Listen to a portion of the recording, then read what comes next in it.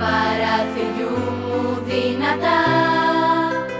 Σκέφτομαι πως σε λίγο θα φανεί το ουράνιο τόξο κι όλη η βλάση θα χαρεί.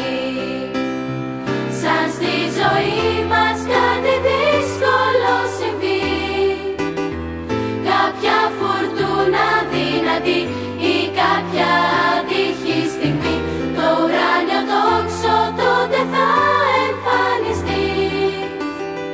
Θα γίνει νέα η αρχή, να έχετε ελπίδα στη ζωή, μετά την καταιγίδα κάτι θα φανεί. Το ουράνιο τόξο θέλει να βγει, να έχετε ελπίδα στη ζωή.